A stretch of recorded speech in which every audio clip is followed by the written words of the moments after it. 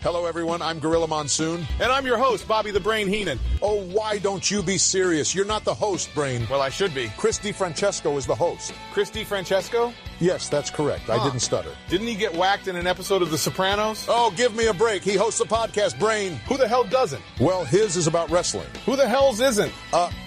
He talks about old wrestling. Wow!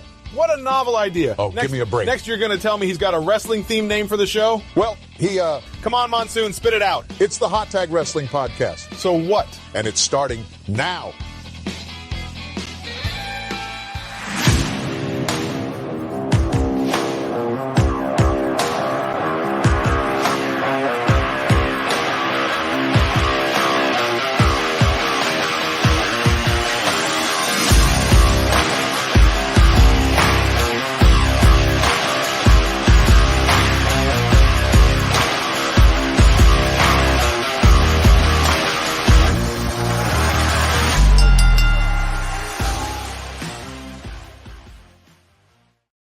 What is going on, everybody? Welcome to the Hot Tag Wrestling Show. Chris DiFrancesco, George Rogers is here as always. George, what's going on, man? How are you? Chris, I feel like Bret Hart and the world is Bill Goldberg. Aren't you glad I waited? I am. So today is not like a knockout kind of day for you. Nah, I just hate the world, and the world kicked me in the head, and now I'm blaming all my problems on the world. So, like I tried to tell, I think I told you guys this on the air last week that we are, myself, I'm collecting wrestling action figures now, and I ordered a bunch, and one of my favorite outfits, I guess, or attire from a pro wrestler standpoint, is like the 1994 Bret the Hitman Hart, where he had the black tank with the pink bottoms, and the black tank was like splattered white all over it. And I just thought, even to this day, I think it's one of the coolest attires in WWE. So I found, I forget which, set it was on Ringside Collectibles, but I found it finally. And so the point of the story is it shows up to the house. I have it on the table. And you can put like multiple different kind of heads with different, reactions on it, different kind of arms for different poses and stuff like that. So my 5-year-old daughter says, "Daddy, let me pick which head goes on." I said, "Okay, sure. There's 3 different ones." And she goes, "I want to pick this one because he's smiling." And I said, "We can't have that, honey. Bret Hart doesn't smile." No, he's not. I can't already, have people come into the house and see Bret Hart and be like, "Oh, this is a lie. He's happy on this stand." I can't. Dean's gonna come over and just knock it off the table and call it a cheap forgery. For sure. That was looking forward to getting. I have a bunch of them, I think, coming tomorrow. I think NWO Hogan, Survivor Series 2002 Brown Pants HBK with the World Heavyweight title, which is just, look, I know collectively the world hates Brown Pants HBK. I personally think they're really cool. I like it. That's just disrespectful. I agree. And I'll always have a special place in my heart for them because, of course, he won the world title. Of course, the only world title he wins coming back to the WWE, he's wearing, incomplete attire, which makes it all the better, right? So if you guys are watching right now, this is the Hot Tag Wrestling Show. We are live as always. We don't pre-record these shows anymore. As in, let me be clear. We're not allowed. It's a contractual obligation. We're not allowed to pre-record anymore. George, who probably knows me by now, understands that once I hit record, there's no do-overs. So, and I've always done things that way. I get asked about that. I got asked about it, yesterday from someone as well. Is are my stuff recorded? No. When you see that live button up there, that live tag there on the top left, anywhere you're watching, either on my Facebook, on Twitter, on our YouTube channels, I do this live, man. None of it's recorded. Even when we tape these to be pushed out on audio versions, it was all, I did everything in one take. That's, I just like coming to you guys live. If I mess up, I mess up. It's like, live television on Raw or SmackDown. Well, SmackDown in the Fox era, because before that it was taped. But Yeah, if you're on if you're on my Facebook, thank you so much. If you are on YouTube, like, subscribe, ring the bell for notifications when we are going to go live each and every week. Tonight, we are covering Backlash from 2005. Just insane. That show occurred May 1st inside Manchester, New Hampshire, inside the Verizon Wireless Arena. 14,000 people sold the building out.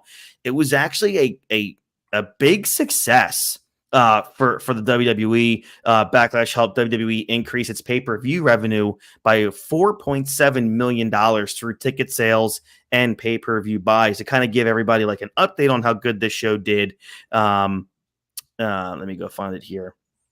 Backlash did a tremendous number for the WWE at 320,000 pay-per-view buys. Now, in comparison, okay, Backlash 2004 did 290,000 pay-per-view buys. So a really good uptick in buys here, because look, we all know this. Backlash is historically not a phenomenally successful pay-per-view, because it's the pay-per-view that immediately follows WrestleMania. So whatever you saw at WrestleMania, you might see a couple of rematches at Backlash, but pretty much you're not going to, 99% of the time, you're not going to see any big title changes in Backlash. So you kind of know what you're getting. However, this Backlash is special because you get an appearance, a match, which was supposed to be, I guess, a one-off, as we were being told on television throughout the weeks.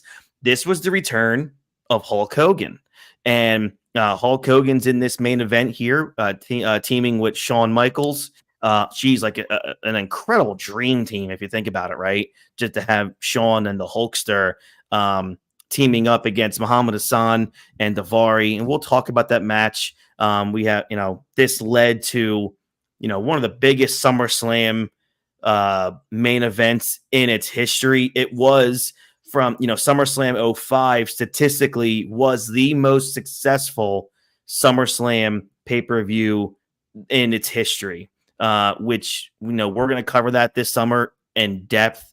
It's one of my favorite shows, not just that main event between Shawn and Hulk. That whole show was spectacular. One of the best SummerSlams of all time. And we're going to cover that later on in August. But tonight, before we get to Backlash 2005, it's wrestling news according to George. I know George doesn't have a lot, but you did tell me that you do want to talk about a little bit of the King and Queen of the Ring, which takes place this Saturday at 1 p.m. In Jeddah, Saudi Arabia. George, what's the news according to your brain? So my thought process on the King of the Ring, and then bringing it back, I know for years it's always been a constant of bringing it back. We've had matches on SmackDown and Raw, especially in the last few years, with them just kind of culminating on a particular episode of Raw or SmackDown. Right. But it seems as though this current King of the Ring is kind of made to feel a little special. I mean, this is the first time we've had a legit King of the Ring pay-per-view since 2002. Wild, dude. 22 years. They didn't have one in 2003, if I'm thinking. I'm pretty sure you're right. I'll check that while you're talking. Because I think after Brock won it in 2002, because he got the title shot after that, because he got a title shot, which I thought they always should have done for someone who won the King of the Ring. You get a title shot at SummerSlam. Just to me, it makes sense. Right. Kind of like the Royal Rumble, but maybe that's why they only did the one. Right. There was no King of the Ring in 2003. But it seems as though they're making a big deal about it. You have wrestlers who are cutting promos talking about how much they want to win the King of the Ring. And the matches, I mean, with the exception of a couple of the prelim ones, which went to house shows, but hey, all that did was just boost house show ticket sales. So smart on that. But for sure, the King and Queen of the Ring matches, they're getting TV time, a lot of TV time. It's not like a 5-minute squash match. It's Io Sky had what's her name? The Valkyrie girl last night. It was like an 18-minute match. Yeah, absolutely. It was a long time. Yeah, they're devoting time to it. The King of the Ring feels important again. Yeah. I mean, obviously the stuff with like with Harley Race and Hmm. like Junkyard Dog and Haku, that predates me by a lot because Hmm. I was, a small toddler when those happened. You were a Ute. I was a Ute. I was a Ute. And they made the pay-per-view in 1993 when Brett won it, which Yeah. that brought Jerry Lawler to the WWF in his Mhm. debut, arguing over who the real king of wrestling is. Owen won it in 94, started calling himself the King of Hearts to get as a way to get out of Brett's shadow. So it furthers him along. Mabel, sure. And Austin, we know it. We know what it did for him winning it in 96. And then it seemed as though in 97, 98, 99, which are Triple H, Ken Shamrock, and Billy Gunn, respectively, it just kind of seemed like it was there. Mhm. Like, I mean, when Mhm. Billy Gunn is the winner of your King of the Ring, Yeah, you're not putting a lot of effort I into agree. that. And then For sure. 2002, and then in 2002 or in 2000 when Kurt won it, Yeah, that man treated it like it was a gold. It was a gold medal for absolutely. him. He's wearing the Absolutely. crown. He's Mhm. coming out with the scepter every week. Like Yep. he made it feel good, and now it feels as though. And then when Edge won it in 2001, it was a good stepping stone for him because it got For him sure. out to show how he was as a single As a star, and singles. Yeah. we know what it did for Brock in 2002. Mhm. But like it just seems like it's important again, and I think Mhm. and to me that's big because it shows that they're putting it front that they're willing to bring this back and make it front and center. And I agree, totally agree with you on that. And I do want to ask you if you were surprised at all because I was downright shocked. Because thank God this WWE the landscape isn't a babyface business, pal. Because if it was, I'm not here to start any kind of Jey Uso haters club because look, all in all, I I can honestly just do without Jey Uso. I don't think he's anything special at all. I think he's got a cool little yeet tagline. He's got a fun little thing he does with the crowd, which is really cool to see. But other than that, you know, inside the ring, a lot to be desired there. I can do without 15 super kicks and a splash off the top rope. I think his promos are rushed and they're boring. I don't even know what he's saying half the time, but He's saying yeet, Chris. yeah, It's he's like you're not saying even yeet listening. 100 times, and it's like, 100 oh my god, times. just stop. It's like playing, Creed, My Sacrifice back then 100 times a show, but at least that was interesting. I'm about to say, So were you about to slander oh, my sacrifice? absolutely, there will never be Creed slander on this show. Um, uh, my arms will always be wide open for them. So um, thank God, and by that I mean thank you, Paul Levesque, for putting over Gunther in that main event against Jey Uso. Were you shocked at all that Gunther got the win? No, I think Gunther was always going to be the Raw choice to go. It just makes sense. Mm-hmm. How do you have him lose clean to Right, Jey Uso? And I mean, if he loses clean to Jey Uso, what does that do to his momentum? I agree. What do you think this does to? Do you think this opens up the gateway for Jey Uso's return to the Bloodline? That remains to be seen. Yeah, That remains to yeah, be seen. yeah. It really all depends on how that plays out. I don't want them to rush that. I want that to be a slow burn. Don't Mm-hmm. rush it because then you'll hit November. You'll hit like November, and you have nothing to do. You've already done everything.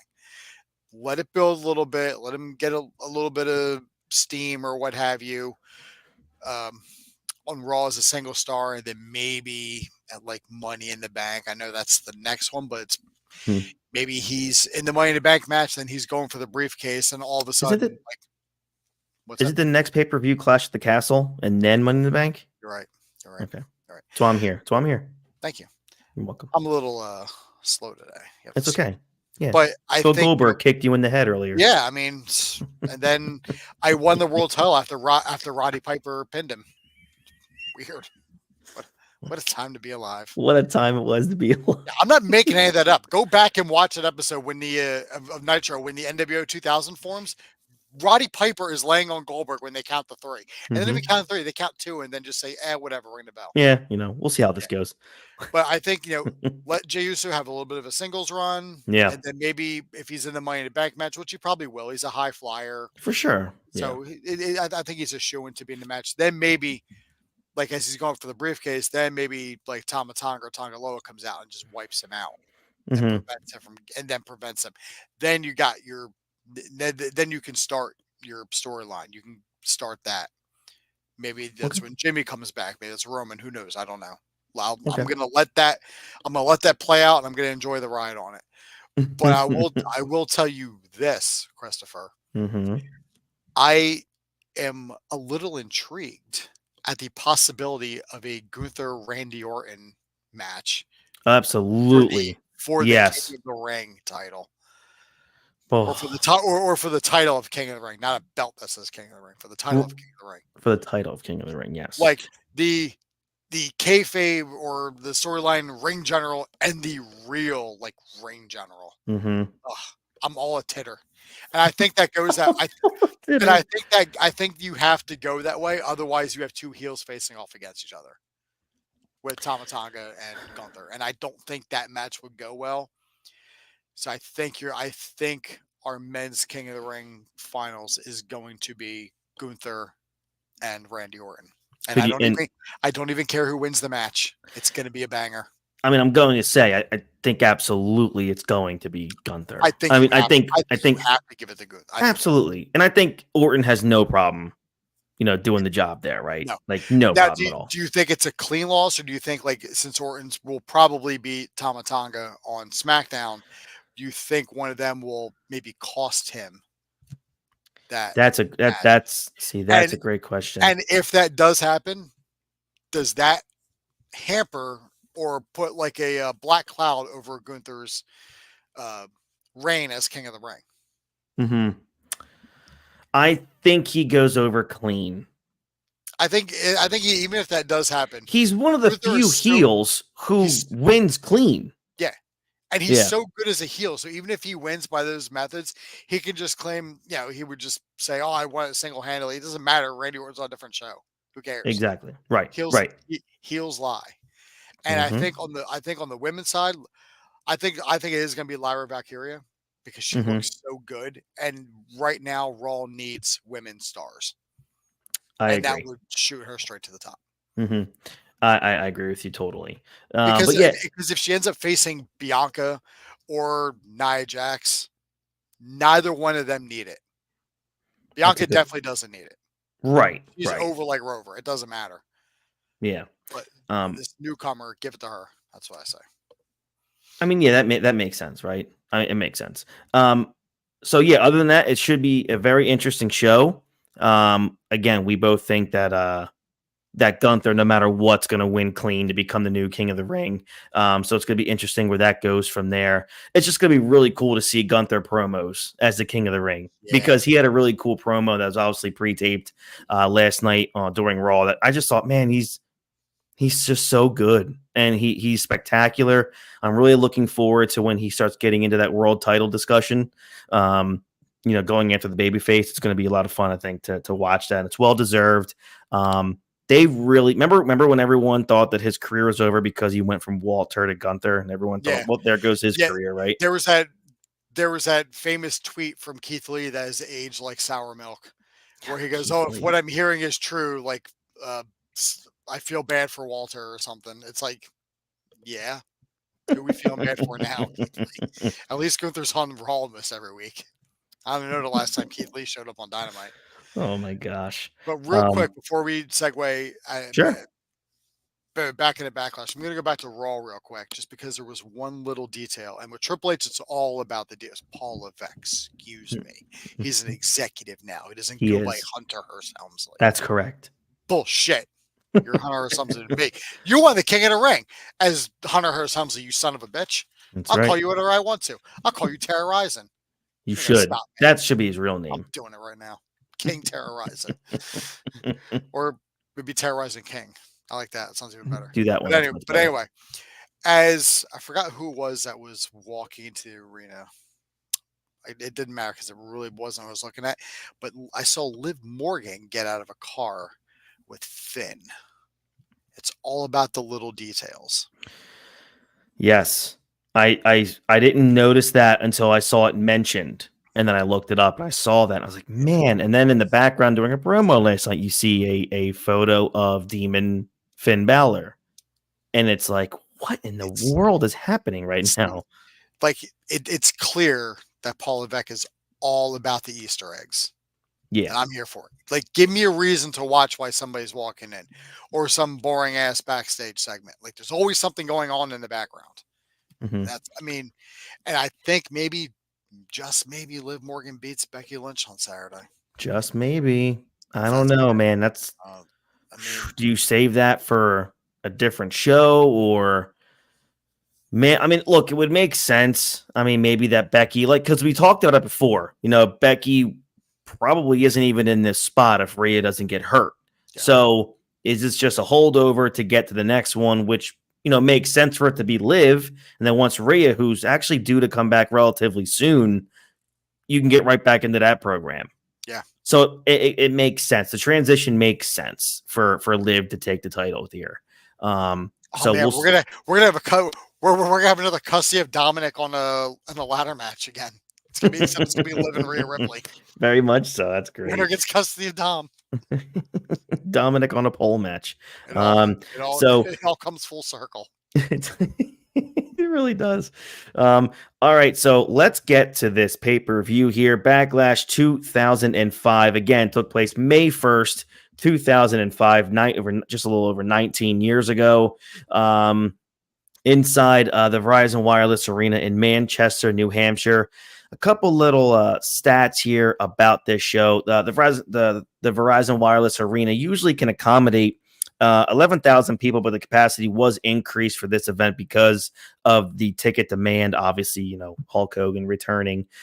This event grossed over 700,000 at the gate from that attendance of 14,000, which was the maximum amount of people that were allowed inside that building. Backlash helped WWE earn $21.6 million in revenue from pay-per-view events versus the 16.9 the previous year, which was later confirmed in a quarterly result later on in September of 05. Look, the Canadian Online Explorers Professional Wrestling section rated this event 6 out of 10. That's a pretty popular place back then for wrestling reactions. The rating was higher than the Backlash 2006 event. And for anyone who wants to see Backlash 2006, just don't do that. What's the cage match rating, Chris? I don't know. Let's give cage match a rating. I'll give that a 2. So you're being generous. I am. I'm a nice guy. I'm a nice guy. I first heard about this website, I don't know, 6 months ago. Mm-hmm. But apparently it's a barometer. But nobody I know has ever heard of it either. And I'm friends with an indie wrestler at Amazon, so even he's like, yeah, I don't know what that is, and I don't care. AEW knows what it is, though. And apparently Dave Meltzer cares. Dave Meltzer gives his own rating system, and he cares what Cage Match thinks. It's hilarious. So he must be getting a little bit of a check under his basement door from Cage Match. So, a pretty cool thing. I probably lost in a pile of papers. It probably is. So I was going to say some mean things there, but I don't do that stuff. No. I can't. We're a classy show here. We only say bad things in Gorilla, not on the air. You can tell by my sleeveless shirt and Chris's backwards hat. We are very classy. Yeah. But the sleeveless shirt just makes, we have a badass on this show. No, it's just because it's hot. What I liked, because again, I've said this before. So my sweet spot in terms of my favorite time to watch wrestling, which is, again, I say this to people and even to them, even casuals today will look at me like, what are you talking about? My sweet spot was probably right around 2002, like through like the end of 2008. I just thought, I was just so invested. All day, every day. It's all I cared about. I was in college. I was at the end of high school. I was in college at that time as well. So it was just a whirlwind for life for me back in those mid 2000s. I'll, And I'll, I'll, I'll put it to you this way in terms of a comparison, because people always talk about the Attitude Era, the Attitude Era. mhm, It's like, yeah, like the Attitude Era, extremely memorable. of course, Nothing gets it. But this is how I look at it. The Attitude Era brought eyes to the product. The Ruthless Aggression kept them there. I agree. The ruthless aggression era, if people want to fact check this, will forever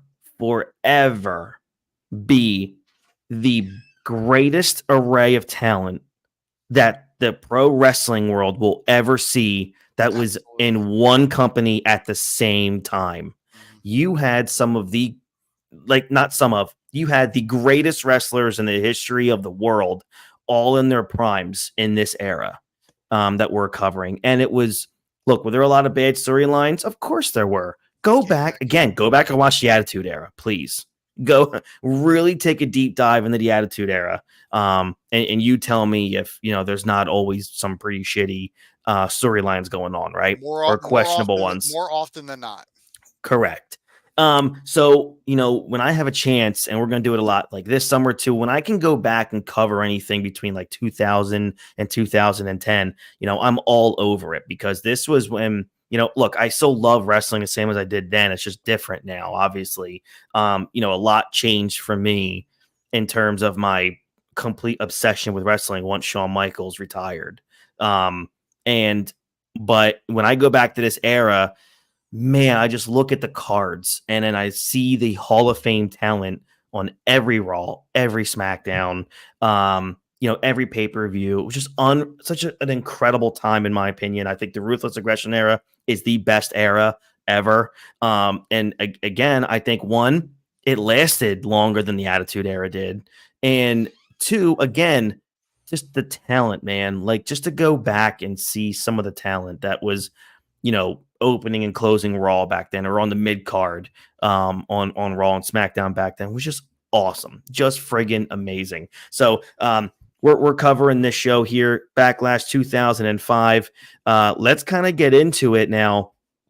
This is specifically a Raw brand pay-per-view, because there was the brand split at this time. This is a new direction, post WrestleMania 21, because at WrestleMania 21 from Los Angeles, Batista gets his crowning moment as the guy, becoming the new world heavyweight champ. So this rivalry Batista is having with former mentor and former leader of Evolution, Triple H, was going really strong heading into this Backlash. George, how badass and how much great memories did it bring you back in the opening intro of Backlash, hearing Triple H narrate the opening of this show, talking about, like, it was just, it made everything seem so real and so serious. Like, damn, dude, like, he's fixing to kill Dave Batista here tonight. But, like, dude, how badass, like, just the opening of this show just took you back in that moment. Oh, it fucking did. It was so goddamn good. And I miss stuff like this. Me too. Like video packages, like an opening, but not just like a random like assortment of matches that like leading into pay-per-view. No, like a legitimate like pre-tape, like just one of the guys on the card just speaking shit into the camera about his match. Yeah. Just good. I miss it so much. Yeah, me too. It was just, I was like, damn. I was like, I was not expecting to nestle in here right away, just like that. And then Triple H just reels me in. Backlash was always a WWE pay-per-view that followed WrestleMania every year from 1999 to 2009. And then I guess, Vince just kind of got sick of it after a while. They did bring it back in 2016, and we still have it now. So WrestleMania Backlash for a couple of years, which was fucking terrible. Yeah, because that makes people really want to order the pay-per-view, basically knowing what it's going to happen. This is a man who's taking away people's first names and adding unnecessary words to pay-per-views. I agree. It's correct. That's what he did. So obviously, if we go and watch the show on the network, you see it's a TV 14. So, this was still an era where there was blood, there was, TNA. I mean, there was also the company TNA, but on the actual WWE programming, there was still a lot of TNA going on in the WWE product at this time. The opening video package focused on Hogan returning to action. The team with Shawn Michaels. Fans chanted one more match to Hogan at the WWE Hall of Fame in 2005. So that's what led to this. And then, like we just said, man, the opening video also really pushed that main event between Batista and Triple H. We get the pyro going off here too. Look, and I texted George when I was watching it. I missed those Backlash sets. Remember when they used to the hooks used to swing? They would swing. Oh gosh, just such good shit, pal. Such good shit. It really was. The opening match. It was like we had it all and didn't know that we had it all at that time. I know. It's like a sad GIF, right? Yeah. I just put that under there. The opening match. It's like I'm sad Ben Affleck. Yes. Even today, sad Ben Affleck. So you agreed. See, now you're all coming around. The opening match. A huge IC championship match, man. Shelton Benjamin versus Chris Jericho. Jericho gets a big ovation. JR notes that Jericho was a 7-time Intercontinental Champion. He did end up winning the IC title 9 times, which I think has been tied or beaten by The Miz, right? No. Miz has 8, I believe. Miz has 8. Okay, so he's almost there. Shelton Benjamin comes in as the IC champ. He did win the IC title from Jericho at Taboo Tuesday in October.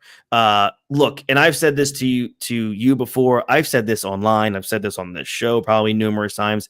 I still believe between he and Cesaro, I'm even going to put Shelton Benjamin number 1. I think Shelton Benjamin is the most underrated talent I have ever seen. Absolutely. I mean, what a bleeping stud that guy was, and it's crazy because he kind of gets lost in the shuffle because he came out of that John Cena, Batista, Brock Lesnar class out of OVW, and he didn't come close to reaching the heights that those other guys did. I have my thoughts on that. Going to keep those to myself. For those of you who know the history of WWE creative, you probably understand where I'm going with that. But I just thought anytime Shelton Benjamin was on the screen back then, or even when I'm going back and watching these shows now, I watched the match. No doubt. The night after this pay-per-view, Shelton Benjamin's in my favorite Raw match in the history of Raw. And that is the famous, super kick match against Shawn Michaels in the opening round of the Gold Rush tournament. So, Shelton Benjamin is just a superstar. And, this opening match, I thought he was really good. He gets the pinfall win. They give this match almost 15 minutes, George. I gave this 4 stars. I just thought this was spectacular. There was quite a few believable near falls. Benjamin was just so damn impressive. I thought Jericho had his working boots on for this match too, dude. He was brilliant in this match, helping Shelton get over here. It was fun to watch, man. The athleticism in this match was supreme. What did you think of this one? I thought it was great. I mean, I love this. I love this era of Jericho.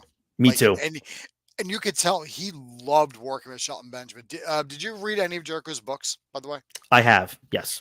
In the second one, he speaks glowingly about Shelton Benjamin. He does. The first time he got in the ring with him because he didn't know what his finish was. And he couldn't hear what the referee was saying. So when he went at Benjamin, he just did a starfish thing where his arms are out, and then Benjamin just caught him in the T-bone. But Shelton should have been bigger. I agree, man. I agree. Anytime he was in the ring, it was going to be awesome. I mean, he had a really good run for a while where he was beating up Evolution, and I thought the dude's going somewhere, and he didn't. But I mean, it's it just went away. But do you remember when Monday Night Football did that skit where Nicolette Sheridan from the Desperate Housewives with T.O. Yeah. And then the next week, Raw made fun of it with Shelton Benjamin and Trish Stratus. Yeah. I remember. Well, good spot for him. I would have been in that spot. I don't care. Of course, right? So Benjamin actually had a really good reign, dude, as the IC champ. I looked this up. I didn't remember. He was champ for 244 days. He lost the title to Carlito on June 20th, 2005, which was right before the next Raw pay-per-view, which was Vengeance, which we will end up covering at some point, maybe for a bonus episode. I actually like that show too. There's a tremendous rematch, WrestleMania rematch between Michaels and Kurt Angle on that card, which a lot of people forget about, which was just a banger of a match, and we'll eventually cover that show. Chris Jericho was interviewed by Todd Grisham, but Jericho walked away without saying a word, obviously frustrated. Edge is interviewed by Coachman. Edge talking about how he's Mr. Money in the Bank at this point here in time. Edge said he'll be the last man standing in his match against Chris Benoit, and said bank on it at the end. That was probably definitely written for him. Yeah. We get to, I guess, maybe one of the worst, maybe the worst match of the night. I mean, it was just hard to get through. The tag team turmoil for the world tag team titles. 5 teams, 2 teams start. When you are pinned or submitted, you are out, and then another team gets in. Part 1 was William Regal and Tajiri versus the Heartthrobs. Obviously, we know where we're going here. The Heartthrobs were eliminated. I forgot all about the Heartthrobs. I did too until when they came out. I literally was just out loud. Was like, "Who the fuck are these guys?" I know. Part 2: William Regal and Tajiri versus Simon Dean and Maven. Which one of these are not like the other? No idea. When did this happen? Dude, I had no memory of one. I forgot that Maven was even still with the company in 2005. Yeah. Nonetheless, done after the Undertaker killed him in the Royal Rumble. I know. And then again, shockingly, Simon Dean and Maven were eliminated. That's when I just threw my hands up, like, I can't believe this just happened. Yeah, you turn off the pay-per-view at this point. You're like, I did. I was done. Don't even want to live in this world. I can't. Part 3: Regal and Tajiri versus La Resistance, which is Rob Conway, and at this point, 21-year-old Sylvain Grenier. Robert Conway. Put a little. I'm sorry, Robert Conway. He has one of the best entrance songs of all time. Oh, yes, he does. That's still talked about today. Hey, look at me. It's so good. That's going to be like our new favorite. It's our new intro. Yes. William Regal and Tajiri were eliminated by La Resistance. That means we will have new World Tag Team Champions. So out come the big faces here of what people were waiting for. La Resistance versus Hurricane and Rosie. Was Rosie still a superhero in training at this point? Yes, he was still a superhero. He might have been a full-blown superhero. Okay. So after 13 minutes and 45 seconds. Sorry, Roman, you're not a superhero. Damn right you're not. Tribal Chief, superhero. Tribal Chief. Yeah. I don't know. We'll have to see. Time will tell. Time will tell. Winners and new World Tag Team Champions, Hurricane and Rosie. Dude, the pop was big when they won that, dude. Like, that was the highlight of the match. Like, that crowd went bonkers for the finish. I remember them being such a goofball tag team.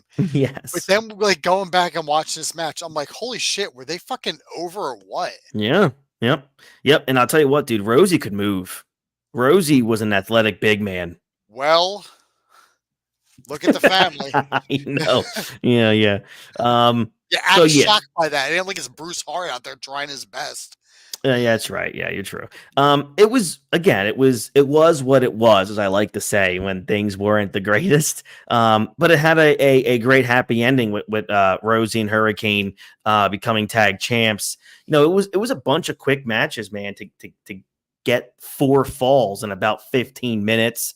And what this tag team turmoil match kind of showed me, which doesn't shock me because Vince McMahon hates tag teams. He likes putting stars together for a tag team, you know, like tonight with Hogan and Michaels. But I think tag team wrestling is just not something Vince McMahon ever truly appreciated. I think this match showed that the tag team division was almost just non-existent in 2005, right? It was a long time that the tag division. Long time. Yeah, man. Very much so. A video package then airs to set up Edge versus Chris Benoit for a last man standing match. The video showed what happened at WrestleMania 21, the Money in the Bank ladder match, when Edge hit Benoit in the arm with a steel chair when Benoit was close to winning the Money in the Bank ladder match. Edge ended up winning that briefcase. Edge and Benoit had a match on Raw, and Benoit beat Edge with a roll-up, the roll-up of death. Well, that was a bad pun. After the match, Edge attacked Benoit's left arm with a steel chair. The two men brawled backstage. So at the time, Eric Bischoff, who was the Raw GM, a phenomenal GM on television, by the way. So golf clap there for Eric Bischoff being a Raw GM. Puts them in a last man standing match. There was a long story going into this that, they didn't include in the video because, Edge walked out on Benoit's tag team partner, and that set up Edge's heel turn as well. So we get to this match here. Benoit actually got a pretty damn good ovation. At the end of it, though, 18 minutes and 50 seconds, Edge gets the win. Dude, this was, a stiff working match between anytime you were in the ring with Benoit, it was going to be just an all-out fight sometimes. And look, it's been a long time since the Benoit stuff happened, so I will always come on here and talk about Chris Benoit as a professional wrestler, where I have always stood on the ground of he is one of the best bell-to-bell pro wrestlers I've ever watched in my life. I will defend his work rate till the end of time. Absolutely. I will forever defend his work rate in the ring, outside and everything in between. A awful human being, but nonetheless, this was given a ton of time, dude. 19 minutes. It ended in a memorable way with Edge cheating to get the victory. He's a heel, so it works. At this point, he was the ultimate opportunist, or he was showing signs of eventually becoming the ultimate opportunist. Yes. The problem with the last man standing match, sometimes it gets boring to see a ref counting guys down when especially watching it, that there's no chance the match is going to end at this particular point. But the right guy went over since Edge was the heel on the rise, like we were just saying, and Benoit had already been a main eventer. He was a world champion in 2004. So he was used to put Edge over in a big way, dude. I think they booked this in a way where Benoit also looked strong, because he did make Edge tap out twice, but that's obviously not how you can win a match. But I thought this was really good stuff. What did you think? Phenomenal. Yeah, just phenomenal. I'm sort of looking at and Benoit and Edge had so much great chemistry together that I could have watched a best of 7 series of last man standing matches with the two of them. I agree. Yeah, it's like what was it? Booker T and who else had like a 7 match? Booker T and Chris Benoit. That's right, Booker T and Chris Benoit, 7 matches. I could have done the same thing with Edge and Benoit. I will say this about Benoit, since you did bring up that he was a world champion, only a year prior. Why did he never get back to that? So I'll go back to why I actually think this. And again, 2004 could possibly be my favorite year. 04 and 05 are my 2 favorite years in wrestling. Because, and I told you this before, I think 04, 05 Shawn Michaels will forever be unmatched, unbeaten. He was just on fire in everything that he did in 04 and 05. But I remember I'm going back and I watched a ton from 04 because, Michaels, Triple H, and Benoit were part of a pretty long rivalry, almost like through June or July into that Bad Blood pay-per-view in 04. And with Benoit as champion, dude, I would watch his promos. He just could not connect to a crowd verbally. And I when you have all that, and we talked about it again ad nauseum here, when you have all that star power on these shows and you're the world champion, you got to be able to connect with the audience with your mic work. And I just thought Benoit had the personality and charisma of a slug. And maybe that's why they just didn't go back to him. Like what, I mean, because you also remember like in 05, 06, the rise of Cena, Batista comes on the scene and he's a star, and you still have Triple H in the mix there. Maybe that's why they just didn't have any more room for him. Possible. I mean, it's a shame that they couldn't just pair him with a manager. I mean, yeah, Benoit probably would have been pretty decent with a mouthpiece, depending on who that would have been, right? I mean, that would have probably worked out well for him. Shit, just put Paulie with him. I mean, just plug him in with anyone. The only time it never really worked was Ryback because Ryback is Ryback. absolute trash. I hope Ryback watches this. Fuck you, piece of shit. It's fucking back knee. So we kind of move on here in the pay-per-view. We get to our next match, which is Kane, who's with Lita here versus Viscera. This was probably the worst match on the card. This was fucking terrible. And I felt bad for Kane. I feel bad for Kane. I'm 3 minutes into this, right? Out of the 6 or 7 minutes that this match got. And I'm thinking, God dang, Glenn, you deserve so much better than this. Mayor Glenn deserves so much better. Kane does get the win, thank God, by pinfall at 6 minutes and 10 seconds. Look, this is two big boys here, man. And obviously nobody probably believed that Viscera had a chance of winning. Because, I mean, I think at this point, dude, Viscera was barely on the active roster. The key snowball's chance in hell of winning. Oh, no, yeah. The key spot was Lita preventing Trish from cheating with the chair because the crowd, reacted to that massively. Kane left triumphantly with Lita while Trish was furious about the loss at ringside. And then the great line from JR, Viscera's doubleheader is canceled. Sometimes you can count on JR to come in with a pretty good one-liner there. I really appreciate that.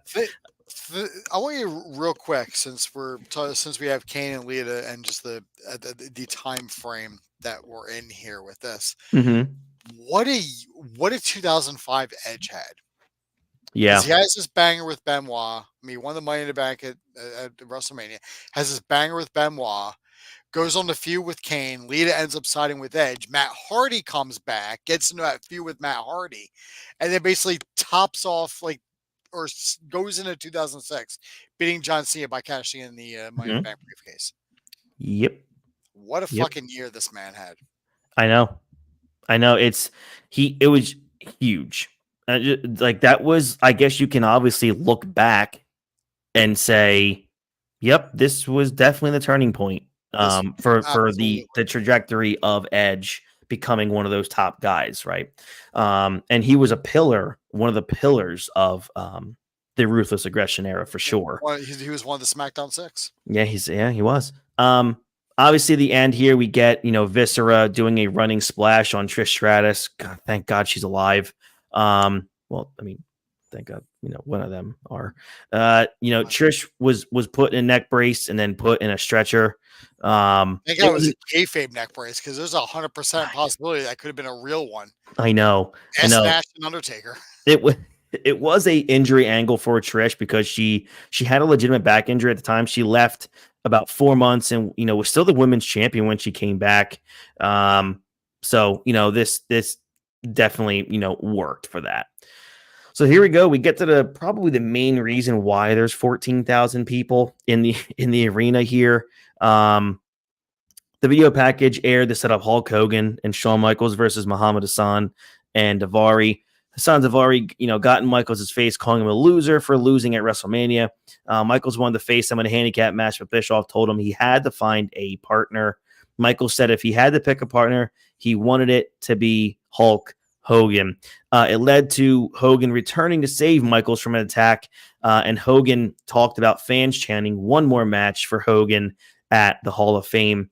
Dude, I'll tell you, man, Muhammad Hassan and Daivari come out to just mega boos. So much nuclear heat. Not even heat. It was hate. It was. And I'm going to say this, dude. I mean, I am upset that Vince and the WWE, I guess I understand at this point they're the public company, giving in, what is it, the parent teachers council who we used to complain about this stuff, because Muhammad Hassan, I'm not even sure I can name a guy who's had more nuclear heat since him. Like, can you? I mean, I don't know if I can. I mean, Dom is a fun heat, so I can't even count that. But, bro, like if this was like the 80s or early 80s, like Hassan's getting stabbed in some arenas. Like, for sure. And given the climate, 2005. Oh, yeah. We're smack dab in Iraq war. At this point, we ain't even 4 years apart from the towers falling. I know. And then, but that was also the gimmick that was played up when he was doing the vignettes, how he was judged by how he looked and nobody was giving him a chance. You know, it's like, oh, they look at me and it seems like, but I'm just an American like you guys. Yep. We knew that it was going to be a heel, but like it was visceral fucking hate for this guy. Not even like go away, heat, like I hate you, Ronda Rousey, leave my screen. This was like, I hate you and I want you to know how much I hate you. For sure. Like I'm looking for your car in the parking lot. Yes, for absolutely agree. Yeah, man. I mean, I'm not, but yeah, yes, of course, yeah. Someone in New Hampshire was. Hogan and Michaels, of course, are the baby faces here. Hogan's 51 years old at the time of this match. He doesn't look it. No, he looks like a really old leather-bound book in this match. Like this dude on a bookshelf made of rich mahogany. That's gotta be a shirt. So I also saw, and I found this out too, Daivari was 21 years old. Was he really? Because he looked older. Yeah, yep. 21 years old. So this match goes about 15 minutes and 5 seconds. It was kind of like a double finish here. Michaels hits Daivari with a sweet chin music. Hogan gets the cover for the pinfall. JR, is screaming about the dream team. Look, Hogan actually, I thought, moved okay. He moved pretty well in this match. I thought it was fun. It was a lot of fun, and I'm sure they all enjoyed being part of it. Did they need 15 minutes? Probably not. That's a lot for Hogan because That's a lot for Hogan. He had quite a bit of offense in this match. The formula was obvious with Michaels working as the face that was in peril, and Hogan getting the big hot tag, and the Legends, getting that predictable win. If at this point, if Muhammad Hassan and Daivari had more credibility and were able to get some, really believable near falls, that I really think this match, that crowd probably would have blew the roof off for the win. But it ended up being a really basic tag match, which isn't a bad thing. You kind of expect that when you have a 51-year-old Hulk Hogan here. What did you think of this whole build up and match? The crowd was so hot for it. Hey, they were, dude. I mean, yeah. When Derringer's music hits, yeah, God. The crowd hated Hassan and Daivari as much as they loved Hogan when he came out. Yeah. I mean, Michael's got obviously a Michael's pop. Yeah. But that Hogan pop. But they're there to see Hulk. They're there to see the Hulkster. Mm-hmm. Yeah. Now, about Muhammad Hassan. Yes. Before we move on. Please. Do you think he was doomed from the start with this gimmick? It's something that just popped in my head. So, I mean, he came out hot. Like, I remember, and I went back and watched some of his early promos when he first came out. Bro, he came in strong. When he entered the Royal Rumble and then everyone just stopped and eliminated him and then went back to fighting. Yeah. Yeah. I mean, maybe you're right. I mean, maybe you're on to something there. Would you have given him maybe like a mouthpiece for a little bit longer, like not giving him a chance to go on these rants? Would you have maybe waited a little bit? The thing is, I don't know if I would have done that gimmick right away with him. Yeah. Being how close it was to 9/11. Yeah. And the climate that we were in at the time. I was 20 in 2005. Chris, you were 19. So we're old enough to know what the world was like at that time. Absolutely. There was a massive amount of I'm going to call it Islamophobia, where Yes, even if somebody wasn't Islamic, if they looked like they were from the Middle East, you immediately just looked at them with a disdain. absolutely. Like, Yeah, like you're admittedly, the for reason sure. for everything. Like, you're the cause. We're in the Iraq war, so there's so much from like the political climate, and like like Vince took the chance on getting like a dynamite heel by just going with that time. But the way the public was, there was no this guy. He was going to be a heel. He never would have turned face. I agree. No crowd in the world was going to cheer this guy. Not a chance. Didn't But I'll tell you, I maybe wait like another 5 or 6 years. Yeah, I think that gimmick would have probably done just fine in another few I mean, like years. he's got like the tan complexion, so you didn't even have to go.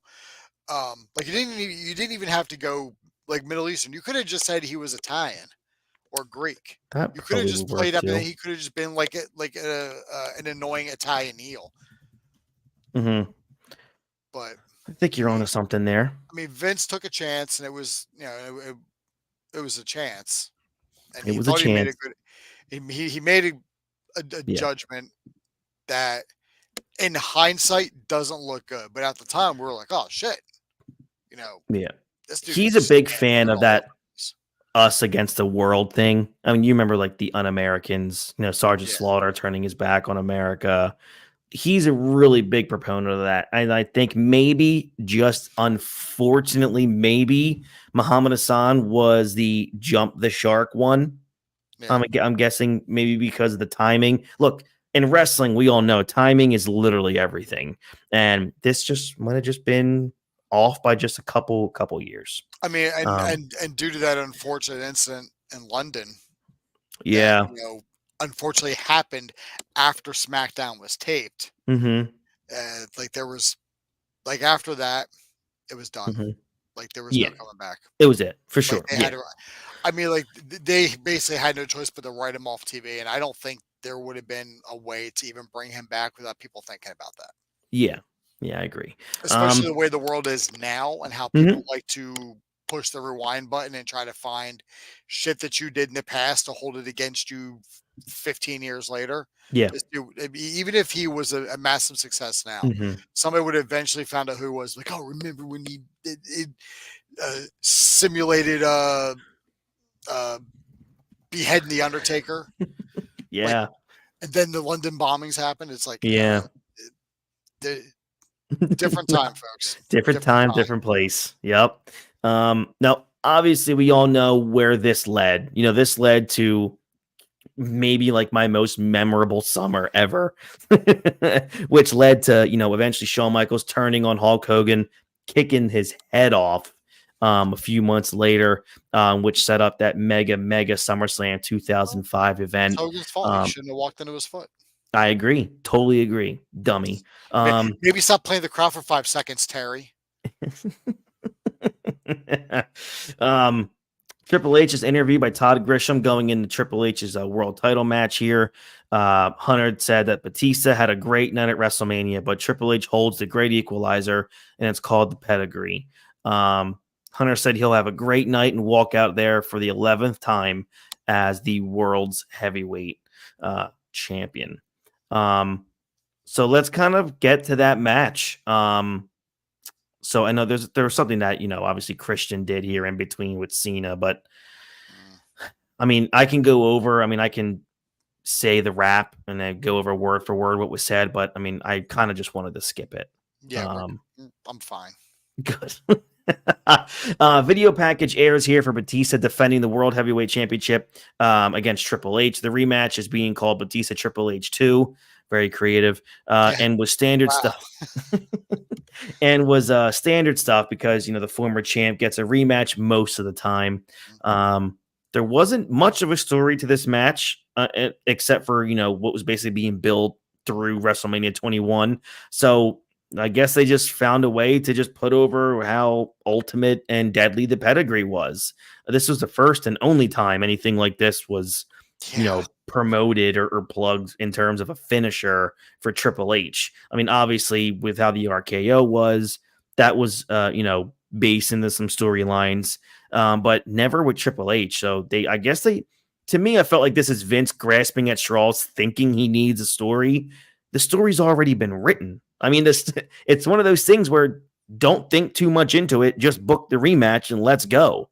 It's like it's okay. Yeah. We all know the story and we're happy with it. It's fine. It's a hat on a hat, Vince. It's fine. Triple H makes his entrance. He's booed because, in 05, dude, like he's, still one of my favorite heels ever. Just so good. Just the most hated man in wrestling, not named Muhammad Hassan. So good. Awesome. And JR makes it better because, he quote unquote just despised Triple H in this era. JR said that Hunter is a soulless, heartless, no good human being and would pedigree his own mother to get what he wants. But I love the hatred that JR had for heel Triple H. It's so good. It was like at this point, like JR is waiting for Triple H to die so he can piss on his grave. He really can. Batista comes in to a great reaction here with that big gold around his waist. As always, nothing's better than a saliva entrance. So, of course, this was just badass. You son of a bitch. I had to, George, I've been waiting the whole show to get to the saliva entrance theme. You've been chomping at the bit. I really have. So this match goes pretty long. I was okay with it. This match went a little over almost 16 and a half minutes, which I thought was, I think between 15 and 18 was what I expected, but just about 16 and a half is good. As expected, Batista gets the win in his first title defense with the Batista bomb. It was a pretty good match. Obviously, again, we expected it, but there's no reason to take the title off of him. He was a mega baby face at this time. He was super over. He really was. I mean, he was becoming the animal Batista. This was him. I feel like when they turned Batista, they looked at what they did with Orton and they're like, all right, this doesn't work. Let's do something else. That way babyface Batista can get over, because babyface Orton was not getting over. Nobody cared. Nobody cared. Nobody gave a shit. Nobody gave a shit. Mm-mm. So it was like they looked at what they did with Orton and are like, all right, let's not do that and let's do something else instead. Mm-hmm. We got to make Batista look like the guy. Like this is the next person we're going to strap the rocket to and go right to the moon. And this is the best way to do it. Give him a couple wins over the biggest heel in the business. Mm-hmm. Yep. One of the biggest world champions of all time. I mean, he was there. An argument can be made, and I'm actually not even going to say an argument can be made. In the Ruthless Aggression era, the big gold was the big title. Yes. When I think of the Ruthless Aggression era, I think, of course, I'll think of HBK holding that title for a month, but it was Triple H, Batista. When I think of the big gold, I think of the Undertaker. Edge had that title, and as the rated R superstar. I also couldn't get over how good that big gold looked on Triple H. That big gold man on Hunter. Taker, it worked. And as much as I like seeing Shawn with it, it didn't really fit for Shawn. It didn't. No.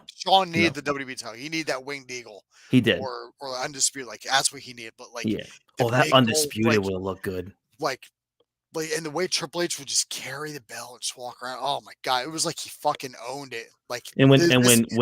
This is mine from home and I'm not sharing it with you. That's right.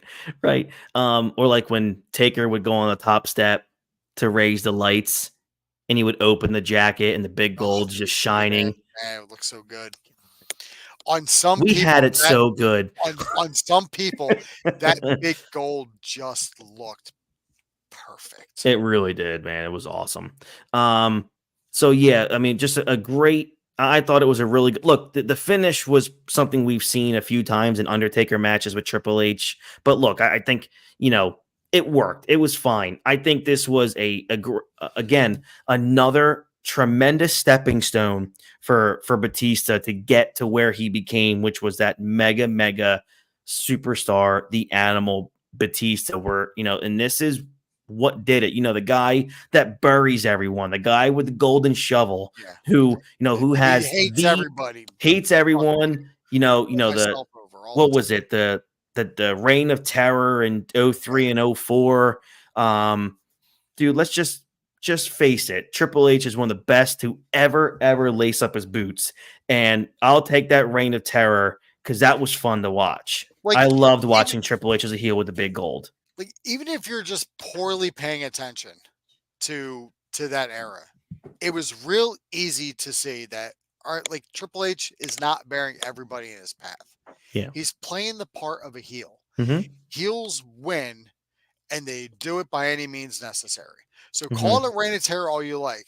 At this point in the game, it wasn't like Triple H run around with all the stroke in the world, calling the shots backstage. I'm not putting this guy. I'm not putting this guy over. Mm-hmm. Like, he's just one of the guys at this point. Yes, he's married to Stephanie, but that doesn't even he has nothing to do with the company. Yeah, at all. Yeah, a lot of people like to twist that and work it in, like, oh well, he's married to the boss's daughter. Well, fuck you. Are you married to the boss's daughter? Like, would that advance you? If I married Jeff Bezos' daughter, would that put me to the top of Amazon? No, fucking wouldn't. No. And look, at the end of the day, and we all know this even now, before he was gone, it doesn't matter how much stroke you think you have. Everything stops with Vince McMahon. Absolutely. Triple H can try to finagle his way into anything. If VKM says no, it's no. If he says yes, then you go with it. You win. But the Bucks always stopped with Vince McMahon. It didn't matter what anyone thought of Triple H. It just didn't matter. So look, I'm not going to convince anybody, but nonetheless, we get to the end of this pay-per-view, 2 hours and 45 minutes. This feud, went to a Hell in a Cell match, which was badass. Oh my God, it was so fucking good. Like I said, we're going to cover Vengeance 2005, probably in June, which was, 2 months after this. I thought it was their best match, to be honest, and we're going to talk about that. So out of 10, man, what do you give Backlash 2005? I'm going to give it a solid 7, just because that tag team turmoil and the Kane and Viscera match. Like, the Kane and Viscera match almost took me out of the whole pay-per-view. Yeah, that was hard. I gave it a 6.5. So right around your 7, I was right there. I thought it was an above average show with 3 matches that really kind of just hit the spot for me, which was great. And I think now, obviously, I remembered this pay-per-view because of Hogan and the Michaels tag team match. But other than that, I didn't think anything was memorable. But then I watched the show and I'm like, you know what? I'm going to remember Backlash 05 also for that opener with Shelton Benjamin and Jericho. And I'll definitely watch that match again. So I think this pay-per-view for sure. I think it's a big deal when you rate a pay-per-view, George. What's its rewatchability? This is probably a show I will go back and watch again, especially if I'm in the mood to see like a Hunter in 05, a Batista in 05. It's a show I'll go back to. I think anything over a 6 has high rewatchability. I agree. But also anything under a 3 also has rewatchability, but for a different reason. Yeah. And also, Edge and Benoit was good. Yes, correct. Yeah. And so, Edge and Benoit was really good. And we know that not long after this, or at least not long after Vengeance, there's another draft. That's right. And they end up swapping champions. John Cena comes over to Raw. Mm-hmm. Batista goes over to SmackDown. So let me ask you this question. Sure. If Batista stays on Raw, do we find out how big his dick is? Oh, that was good to sneak that in. That was good. We were talking about Batista. I had to. I was not expecting that. That was really good. Damn. Nice work, pal. All right, so that wraps up Backlash 2005. Next week, we are going to jump up a couple years. We're going to go to May 18th, 2008, and we're going to cover Judgment Day, which was a Raw, SmackDown, and ECW pay-per-view. That was held in Omaha, Nebraska at the QS Center. 11,324 people sold out that building, had a buy rate of 252,000 buys. It was very instrumental, actually, this pay-per-view, helping WWE increase its pay-per-view revenue by just about $22 million compared to the previous year. So I thought this was a pretty decent show. I think it had a 4.5 to 5-star match between Shawn Michaels and Chris Jericho, which was the beginning of one of the best feuds ever. This was this night was the beginning of literally probably my favorite feud of all time. It was at 2008, dude. I mean, one day we're gonna cover that feud like at length. I hope so. Yeah, we definitely will. Dude, it's HBK. You know I'm going to find a way to put it in here somewhere. And with you being the same way with Sean, how could we not do it, right? Absolutely. So, yeah, also on that show. He's feuding with the Learning Tree, so. That's true, yeah. I should start watching. Just kidding. John Cena also went up against John Bradshaw Layfield. Undertaker defeated Edge in a singles match for the vacant World Heavyweight Championship. We'll talk about that. And then obviously the main event of that show was a really good one, I thought, where John Cena went up against Randy Orton in a steel cage match for the WWE Championship. So it's going to be fun talking Judgment Day 2008 next week. If you're watching us on YouTube, or if you end up seeing us on YouTube throughout the week, like this video, subscribe to the channel, and ring that bell for notifications. If you want to find us on social media, head over to Instagram, and we are at the Hot Tag Podcast. We're doing well over there, and thank you to everybody who's been subscribing. We're pushing 800 subscribers already. Every video we post is just doing really, really well, and I'm so grateful for the support that we are getting. Again, thank you so very much, George. I appreciate it, man. Looking forward to next week. So for George Rogers, I'm Chris T. Francesco, and we'll catch you guys down the road. Have a great rest of your week and weekend. Enjoy King and Queen of the Ring this Saturday, 1 p.m. on Peacock from Jeddah, Saudi Arabia. Should be interesting, and looking forward, hopefully, to seeing Gunther as the new King of the Ring, and we'll see what happens here. All right, everybody, have a good one. Bye-bye.